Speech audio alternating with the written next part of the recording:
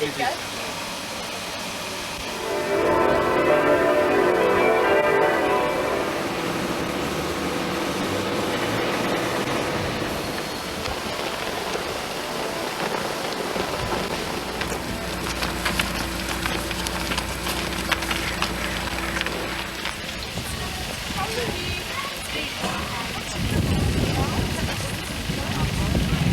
is a war which is far behind, and some people have a tendency to forget about it. We owe a lot to the American soldiers. We owe our liberty, our welfare to them, and we should never forget it.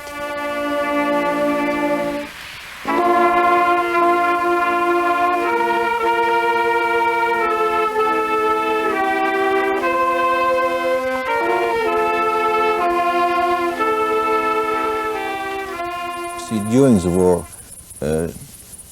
1940 to 1944, a lot of Luxembourgers were deported and put to prisons in Germany, to concentration camps, and even put to death. You see how Luxembourg people were happy to get freed by American troops.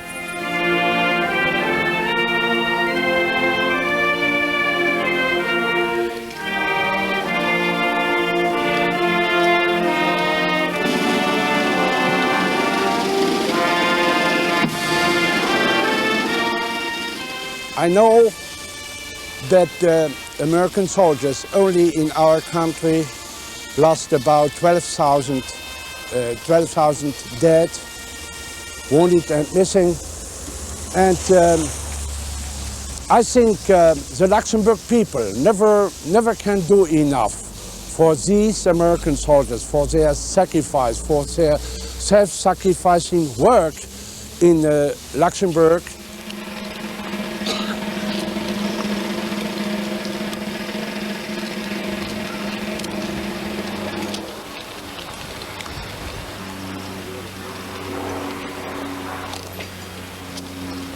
See, all these soldiers were young men at that time, and they wanted to go home after the war, but they couldn't go home because they did the supreme sacrifice, and they did it for us, and they did it for our liberty, and they did it for our peace.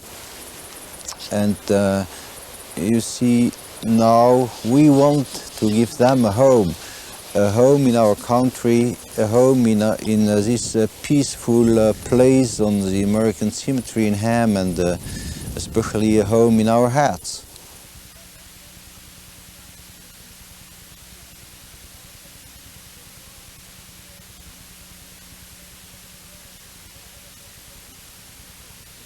Dear veterans of the 5th Armored Division, you certainly do also remember the roar of cheers and greetings and the transports of joy wherever you appeared in September 44.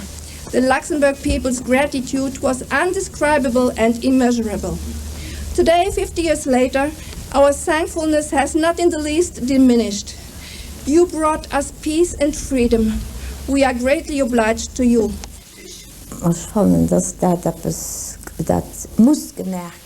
We think that we owe these people, these soldiers, any thanks we can give, and especially those that have died, because she said their mothers were also fond of their sons the same way as we are here now, and I feel that we should honor them again and again. No stone can be huge enough to erect a monument for these American soldiers. No flowers can be beautiful enough to give them to American veterans. No receptions in Luxembourg can be beautiful enough and nice enough for American soldiers. We never will forget what they have done for us.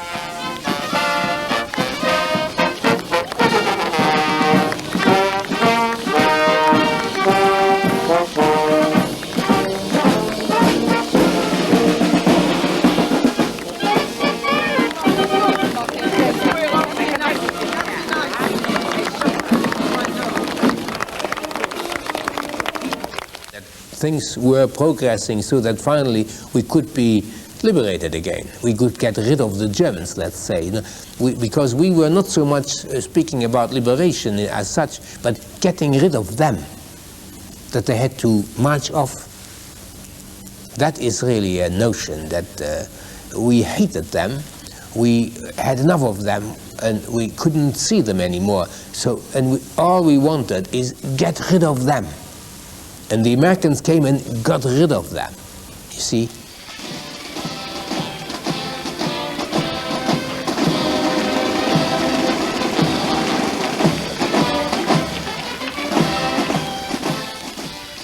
The images are still fresh in the minds of Luxembourg's eldest generation. They are visions that first unfolded in a matter of a few hours in 1944. Now, more than 400,000 hours later, the memories of those days and nights are still vivid. They are scenes of American youths of the 5th Armored Division setting foot in Luxembourg for the first time.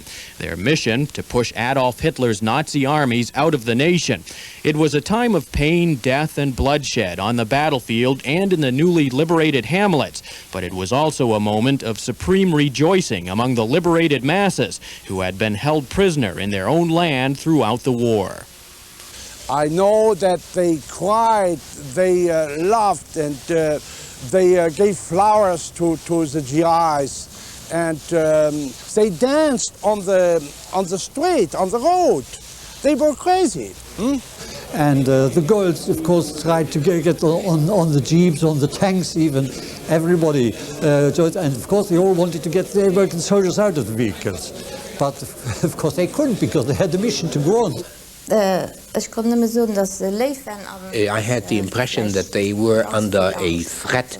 They were feeling endangered. You could see from all of them that they liked to be welcomed and be waved at, but on the other hand they were very, very tense on the mission they had, expecting any moment to die because of the German resistance and events to come. It's ingrained in us as soldiers to be cautious. We're trained that way. And sometimes you can doubt what seems to be something very positive. You have to be on your guard. And luckily, this was for real. Everybody was so happy, and the soldiers at the first moment did not so much realize it, because they didn't know exactly where they were. They had just left Belgium, came into Luxembourg. They knew they were close to the German border, and they didn't know, but they very soon knew that we all considered them as liberators. You know, the girls were jumped on their vehicles and so on, but the soldiers, of course, more or less their officers told them to go on, move on, because they had a military mission, you see. And then, of course, these Luxembourgers went out into the street, and they took me and put me on the tank, and there were kisses exchanged with the American soldier at that moment.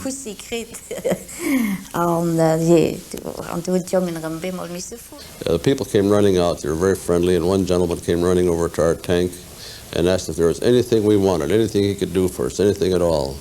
And I looked at my tank crew, and I said, what do you guys want?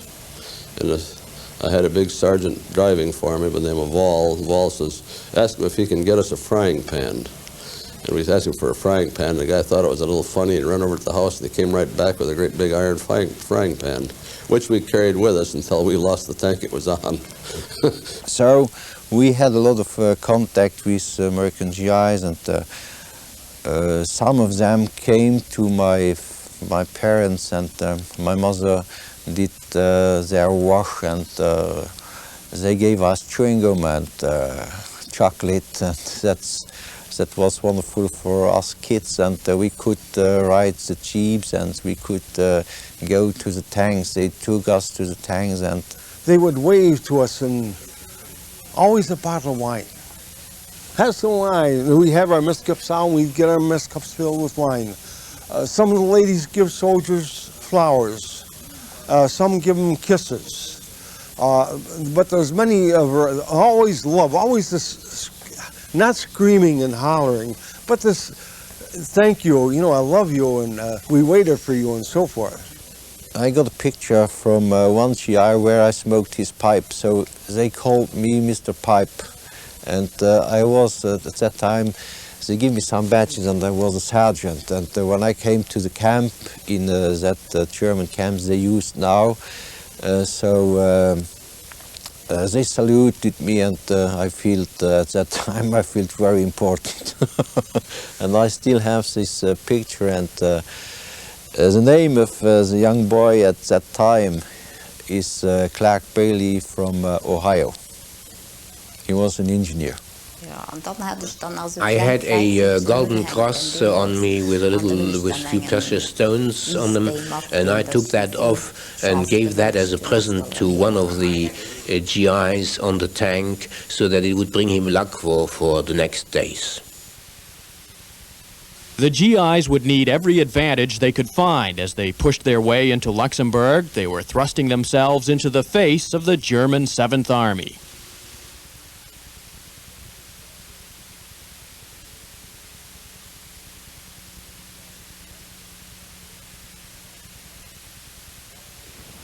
Today marks the 50th anniversary of the liberation of Luxembourg, a gigantic effort by American and Allied forces of World War II. The 5,076 American war heroes whose bodies are buried in this special military cemetery were killed fighting here and in nearby countries. These men, in their prime of life, gave everything, their very lives. They gave away all of their tomorrows for our todays. It is a great honor for we of the 5th Armored Division and our friends of the 28th Infantry Division to return here, but it is an even greater honor to have more than 1,000 Luxembourg citizens share this day with us before these fallen comrades. Today, September 9th, 1994, 50 years later, marks a wonderful new day by forming the U.S. Veterans Friends Luxembourg organization. We are all proud that your U.S. Veterans Friends Luxembourg group have recruited children to participate in your organization. The placing today of 5,076 red roses on each individual grave by this Luxembourg group is a tribute of the highest kind to your liberators of 50 years ago.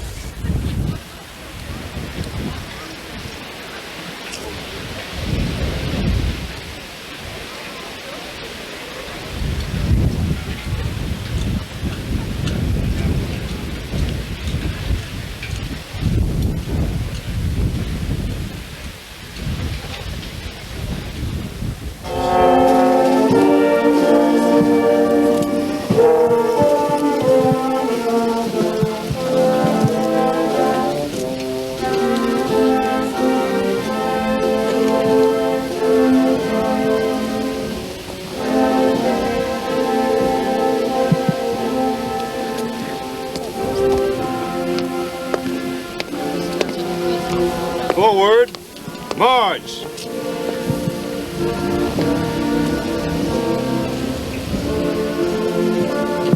Many will stand before tombstones of friends who fell beside them, and tears of grief will again be shed. Perhaps even a few still find themselves fighting their private wars with the haunting memories of the past. Our Heavenly Father, comfort again these grieving hearts, and may today be the first victory in the private mental wars of everyone here, whose battles with the past still rage within.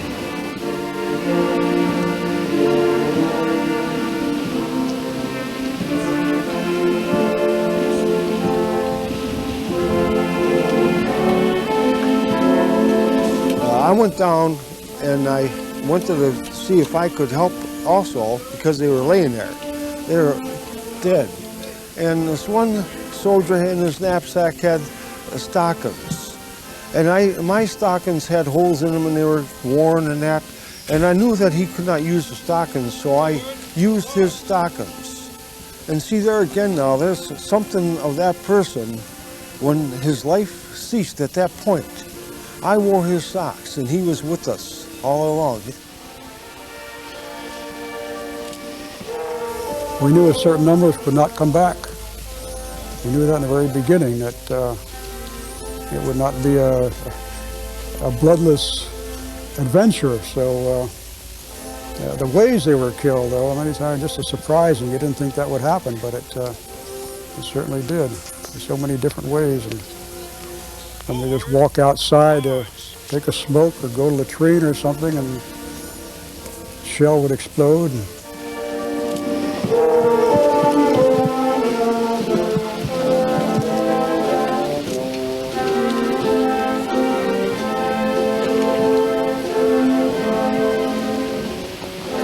I seen 5 vehicles in line, trucks with the infantrymen in there. And you would swear that they were sleeping. They were leaning over their rifles, leaning back sleeping. And these fellows were all dead. They were all machine gunned. And they were really dying for getting democracy back into Europe. You could say they were dying for liberty. That's a way to look at it. But you can also look at it in another way. They were dying for the cause of democracy because they wanted to bring democracy back again to all those people that had lost it, and do away with that evil power of the Nazi regime.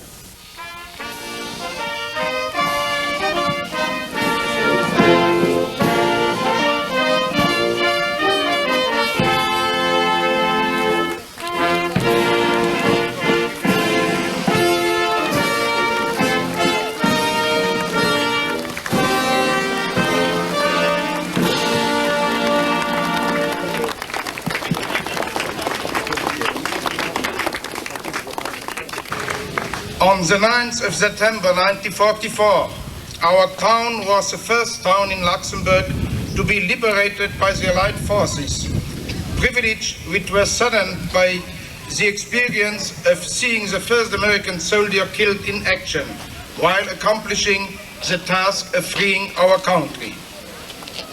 At this morning of the 9th of September 1944, elements of the 5th Armored Division, commanded by Major General Lansford E. Oliver, arrived in Pétange.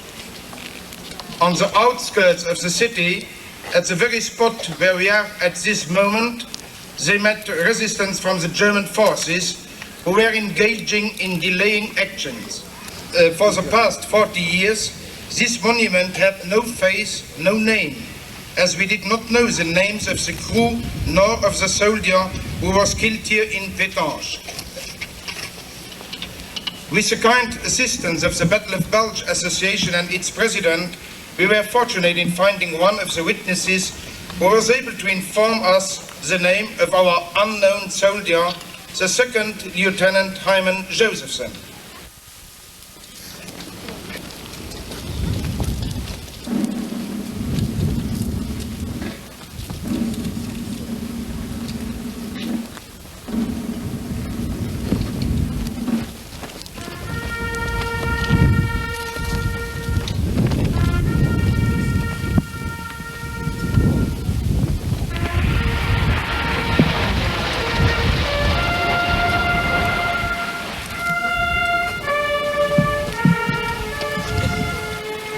On, comrades, on.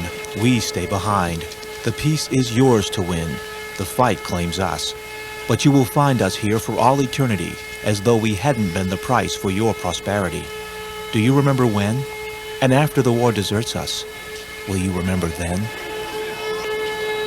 Andre Farwell wrote these questions as a 20-year-old GI shortly before the fight finally claimed him on Christmas Day of 1944. He was one of the last in a long line of American deaths in Luxembourg, sacrifices that had begun nearly 4 months before in a town called Pétange.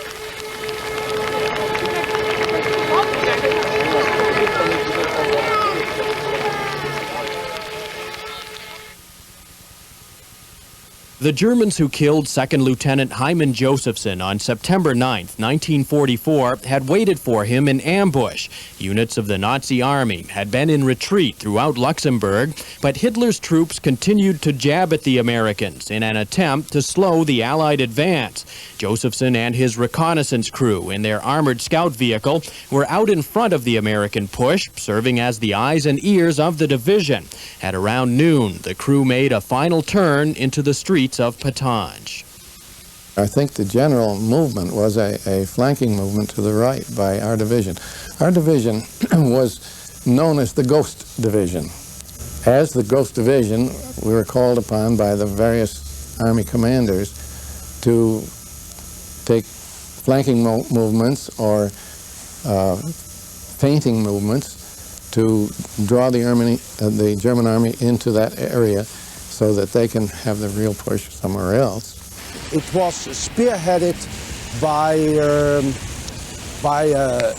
one vehicle, a light armored car, M8, occupied by 4 men. When they coming here on this crossroad, they turned to the right here, and suddenly they saw on the bridge there, 100 yards from here, they saw a heavy roadblock constructed by the Germans. I think that the Americans had a lot of fear to encounter these stray Germans around that would predate on them or wait for them in hiding and then do a mean thing on them. In other words, to be mean-spirited as humans. And the attitude of the soldiers was reflecting that kind of a fear.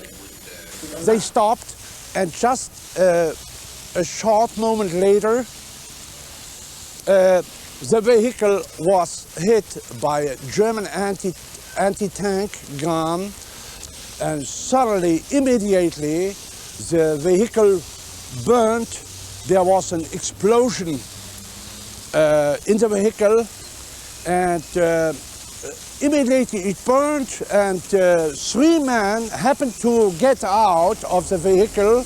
They were seriously wounded, and the fourth man, 2nd Lieutenant Hyman Josephson, he was killed immediately.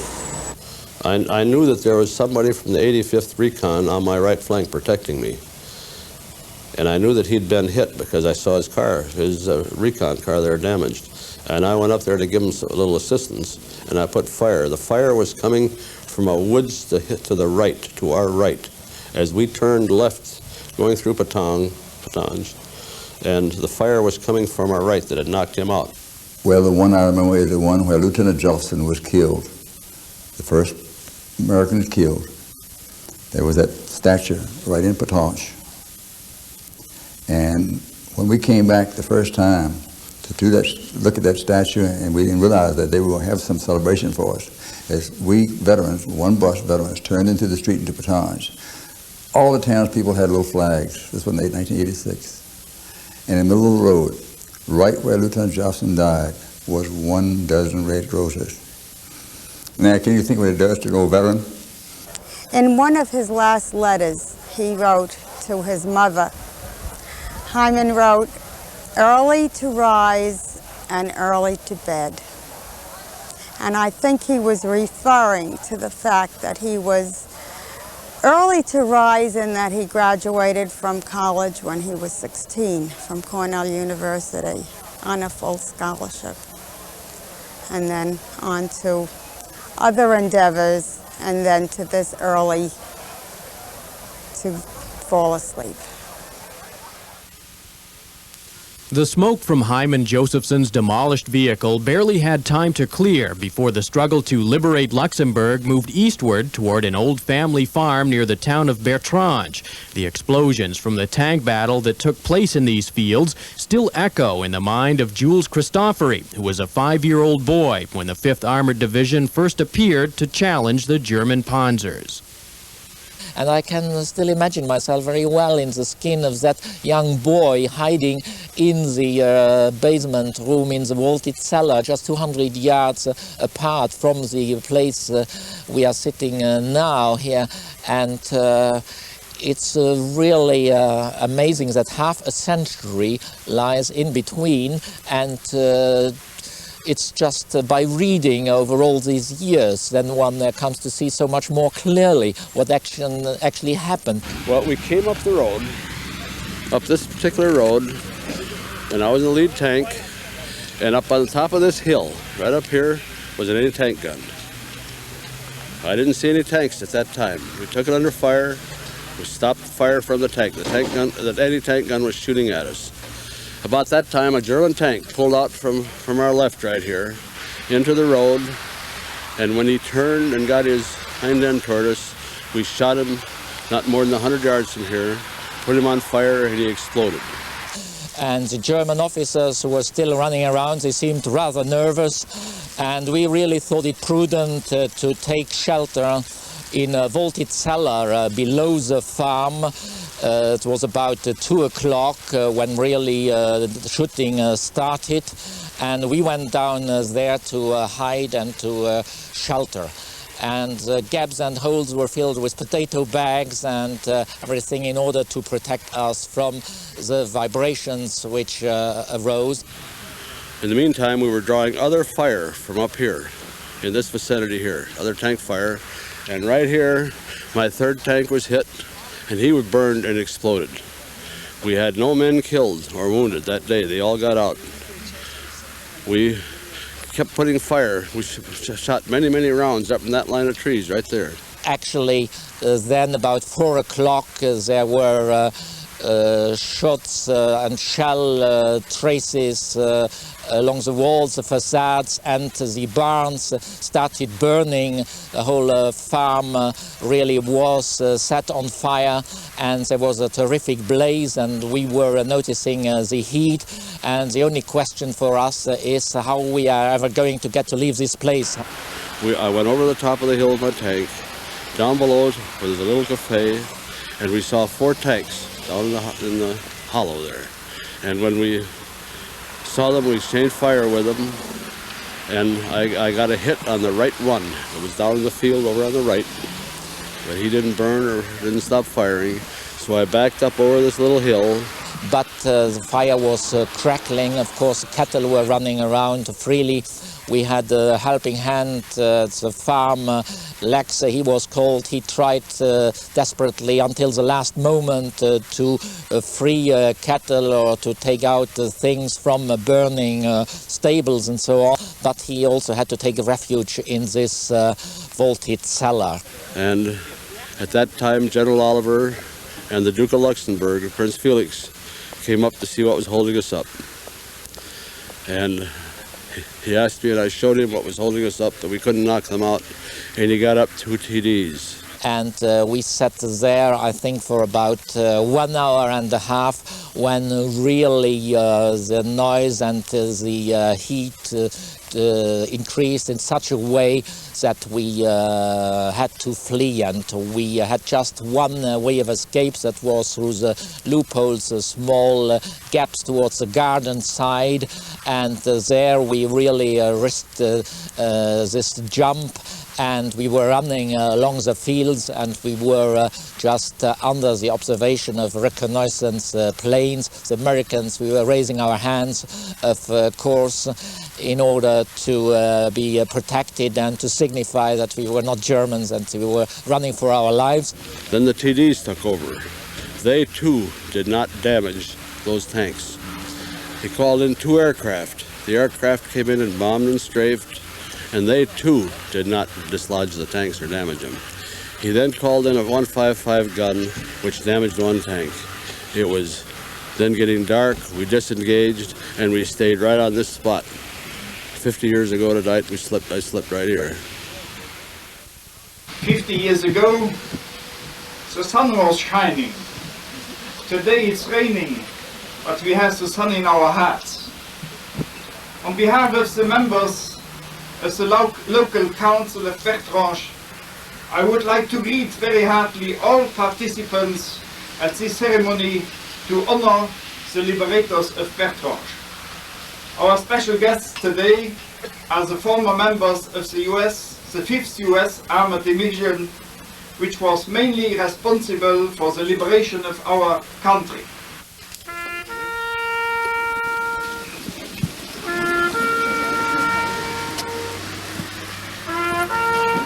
Dear veterans and families, this morning, in honor of all the 5th Armored Division men, is just a modest recognition for the valor displayed by all of you.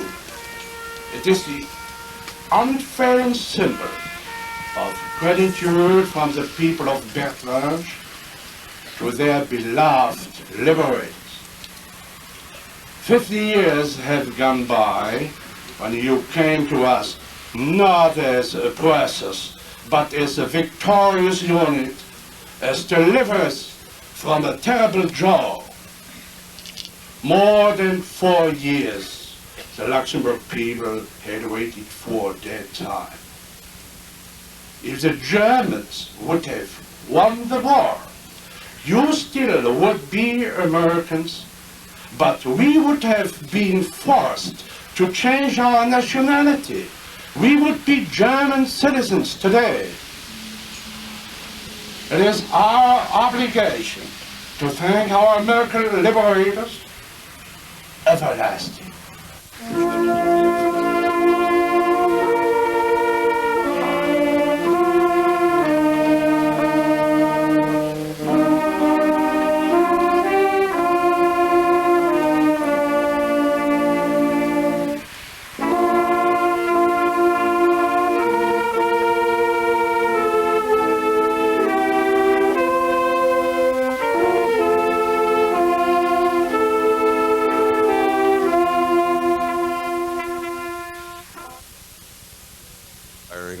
And the next morning, the one tank was remaining there that the artillery piece had damaged. The other 3 tanks had withdrawn and were gone. And the Americans were then camping along the meadows here, just in front of the town of Luxembourg. Today you have the supermarket Concord, that's Route de Longwy. All of these fields, they just settled in order then to wait for the Sunday morning in order to liberate the town of Luxembourg.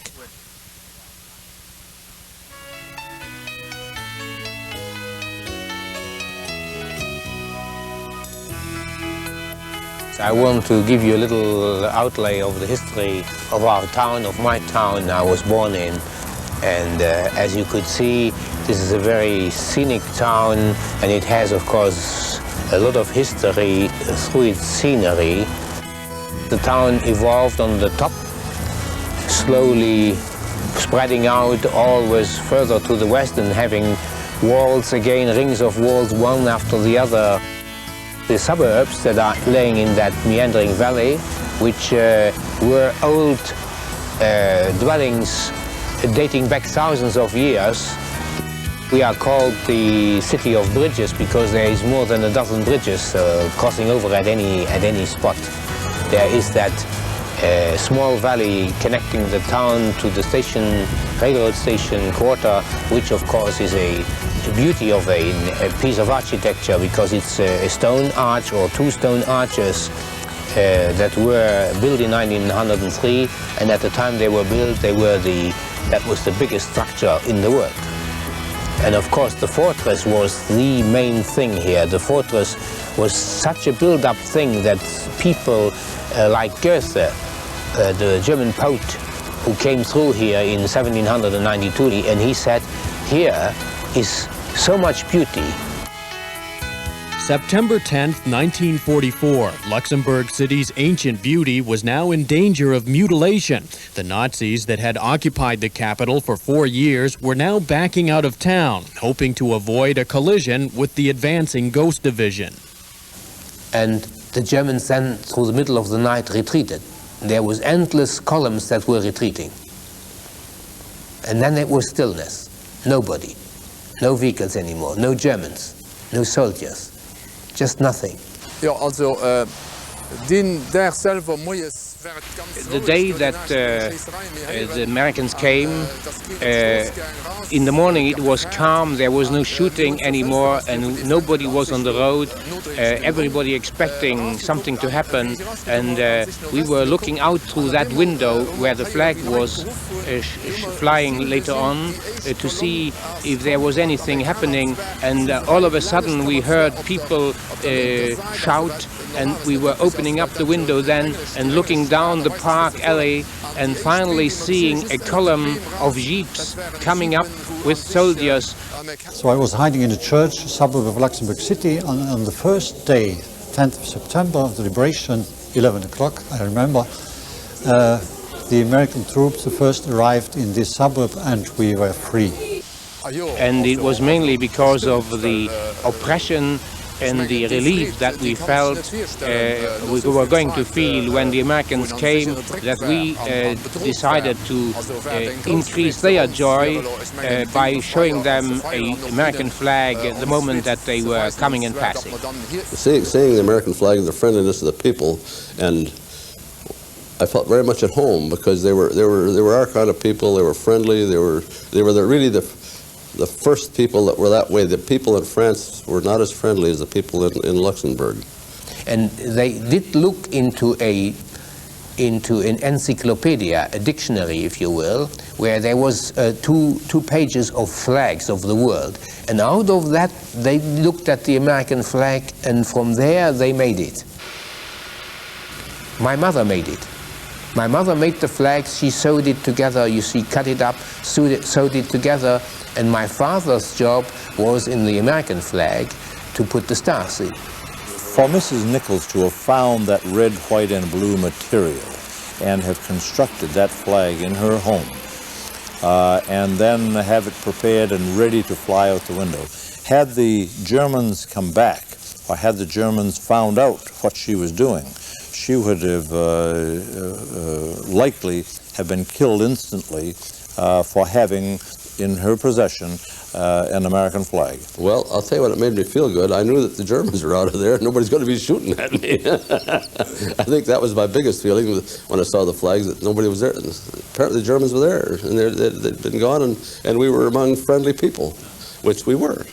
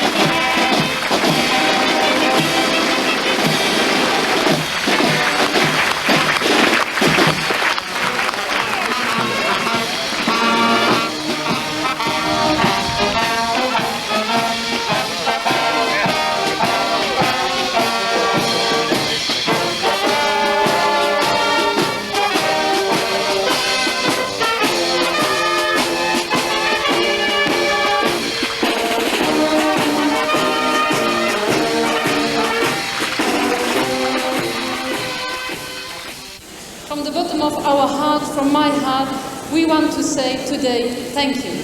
Thank you for what you did 50 years ago. You came to liberate us, and I think that those who were there at that day, they knew this happiness, this joy which the Luxembourgers felt when they saw the first Americans come in on the 10th of September. And today we wanted to show you that we haven't forgotten, that we will never forget what you did for us, and that after 4 years of terrible Nazi regime, you came to liberate us.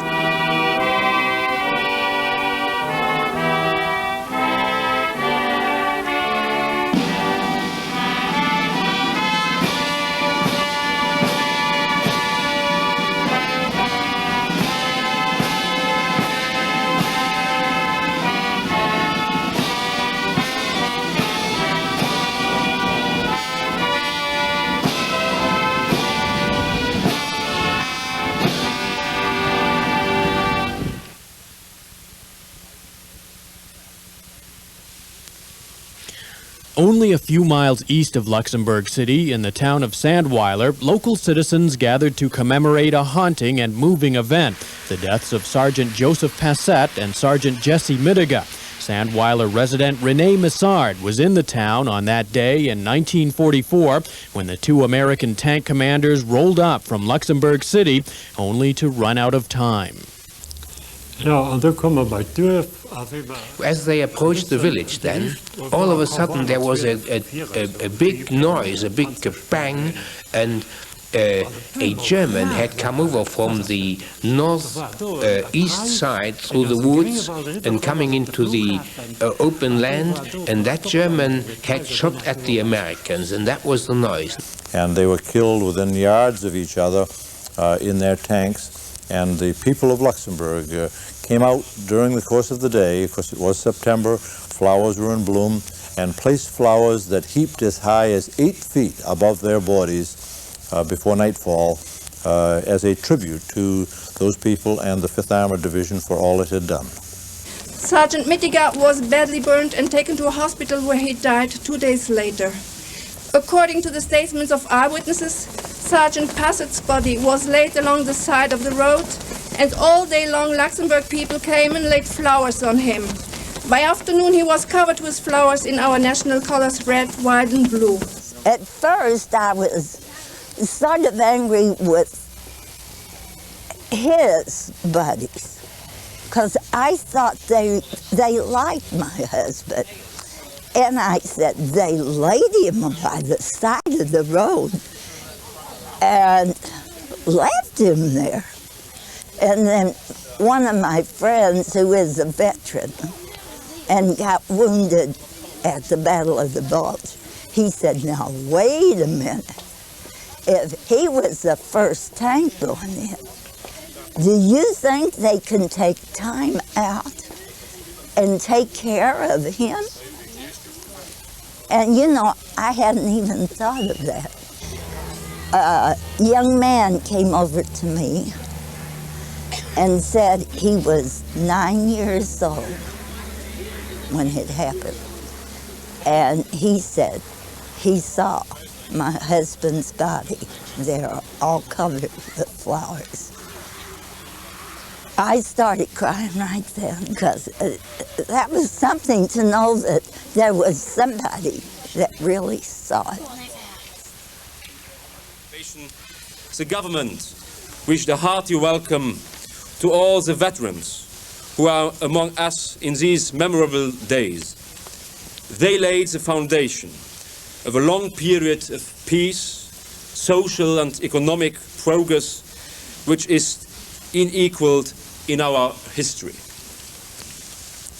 Without the determination of the Allied nations, who did not hesitate to risk the lives of their youth for our liberation, this would not have been possible. We all know that the American people had to pay a terrible sacrifice during that war. Let us not forget our deep moral debt towards them.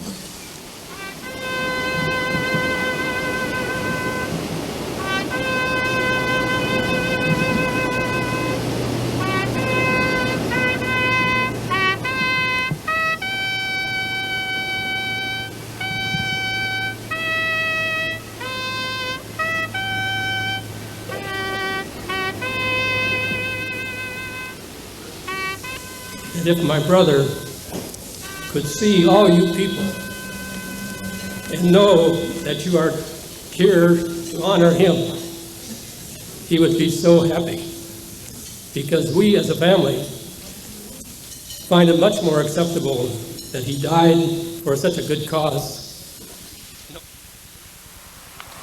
Before moving forward beyond the suburbs of Luxembourg City, the troops of the 5th Armored Division focused on an important objective: to capture one of the most powerful broadcasting facilities in World War II Europe.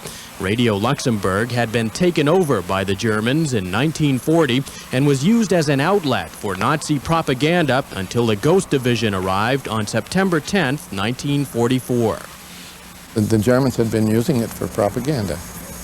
and you cut off that propaganda, that helps a great deal. Also, you have an opportunity to get your word out to all of the people that were listening to the other propaganda. When the 46 came into Luxembourg, one of the objectives was to seize the radio station Young Leinster, which we are seeing to the right. That is the second most powerful station in Europe, and it was hoped to get to it before the Germans had blown it up, because it could be used for many things, propaganda as well as for communication. And one of the first things we did when we came into Luxembourg City was to form a small group, and under a man named Major Jack B. Day, who was he had been the executive officer of the 46th, and he and a group came and rushed up here and approached it very, very carefully, but luckily the Germans had left. Not only had they left no demolitions, and we got it intact. The rest of the war began for the 5th Armored Division at 4:30 p.m., September 11th, 1944. Troop B of the 85th Cavalry Squadron moved out of the Luxembourgish town of Stolzenberg and crossed the border into Germany. They were the first Allied units to set foot on Nazi soil. Ja, dat waren er ongeveer 15, 20. This was a group of some 12 to 15 people who came in the afternoon at 16:30 hours, and they went over a dam to the other side. There was a German customs office on the other side, and they made an investigation if there were troops in it. They went on both sides of the river. They went down to the bridge. Those who had crossed into Germany went on the German side, and the other part of the group went on this side of the river down to the bridge which had blown up. There were 6 or 7 men who went up the hill. I know from history that it was Sergeant Holzinger who was leading this group. It was around 18 hours when that group came back. They were the first soldiers who had crossed into Germany. We thought we were liberated and we were free again, and the young Luxembourgers who had been drafted to the German army and had been hiding in the woods and in the houses, they came out and they celebrated. Roughly 15 miles to the southeast, near the town of Wallendorf, the soldiers of the Ghost Division would not have such an easy crossing into Germany as had the troops in Stolzenberg. For some in the 5th AD, Wallendorf would be the last town that they would ever see. And we were given orders to go over that bridge. We all had a feeling something is wrong. And like he said, and like these guys said, the taste of death. When you're in combat and you're pretty close to dying, it isn't when you're advancing, you don't have that. But when you're in a hole hiding and you see the tanks come up over there with their 88s and stick them into a trench and fire, that's when you start having that fear. And you figure, am I next? That was the thing, was I next? And as we got on the other side, we had a minimum opposition in the village. The Siegfried Line bunkers were up on the high ridge line up here, forming the line along here. This was the Siegfried Line. And some of the bunkers were occupied and some were not. I always carried a clip of tracers in my bandolier, so I took that clip out and put it in my rifle, and I noticed a bunker up over in there somewhere where the fire was coming from. So I put my clip of tracers in, and I fired one high and one low, in which we generally did, and they fired in between. They opened up with 37 millimeter and 50 caliber and the 450s, and eventually there was so much fire going in there that they surrendered.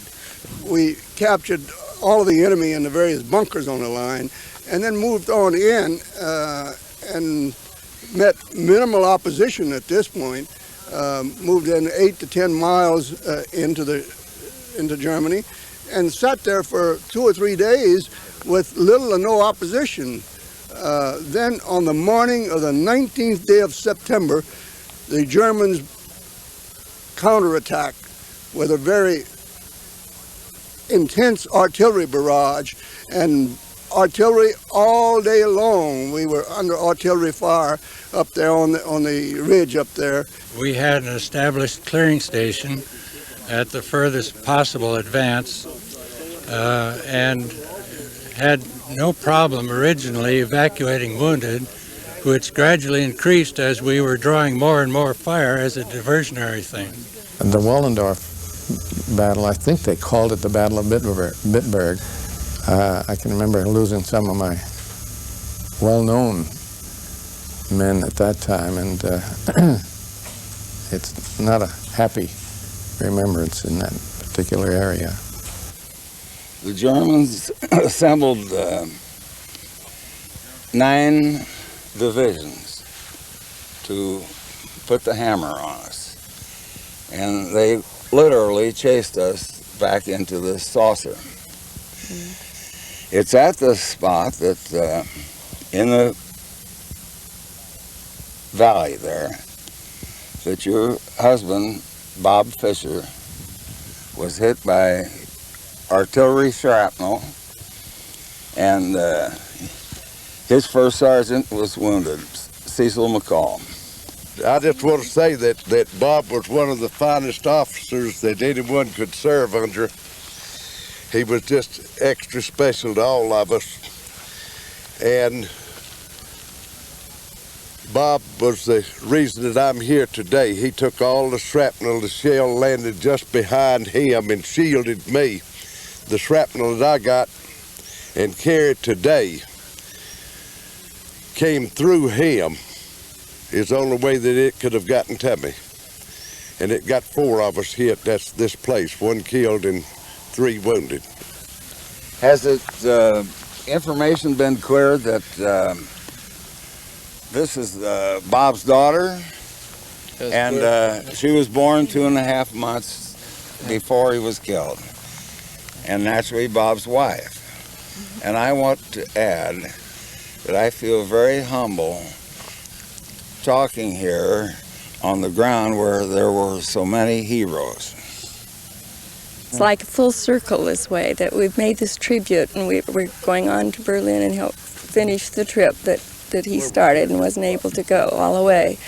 But this is the most gratifying thing I think I've ever done in my life.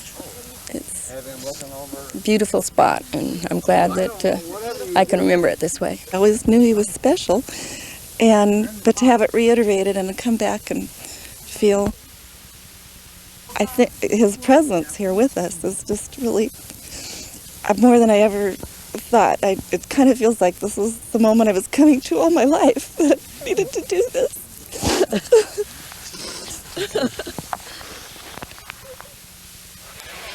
The memories of World War II Luxembourg are etched in that nation like the creases in an old veteran's face. Memories of the September liberation, the Nazi counterattack that culminated in the Battle of the Bulge, then the final defeat of Nazi Germany 5 months later. After half a century, the shared remembrances of these lifelong friends bind them together as tightly as ever. This is a flag, an American flag, Stars and Stripes, handmade by John Nichols' mother during the war, maybe in 1944. This flag was flown in the Monterey Avenue in Luxembourg City the 10th of September, when the first vehicles of the 34th Tank Battalion and later the 46th Armored Infantry Battalion entered the Monterey Avenue in the city of Luxembourg. Jean Nichols, he wanted that I offer this flag to Mr. Galen Cote. Please, Galen, come here. And you may open it and show it to the people. Those who have lived these days will never forget it. And those who had the chance not to live these days, as my generation, we are even more grateful, because we know that it is thanks to you, thanks to your courage, that we can live today here in Luxembourg and in Europe in a free country. So, as Bill Clinton, your president, said, we are the children of your sacrifice. Yes, we know it, and we want to honor it, and to respect it, and do everything that those terrible times will never no more come over our country, over Europe, and also in your country. So thank you for what you did 50 years ago, and you should know that in this country you will always be the best friends that we ever had. Thank you.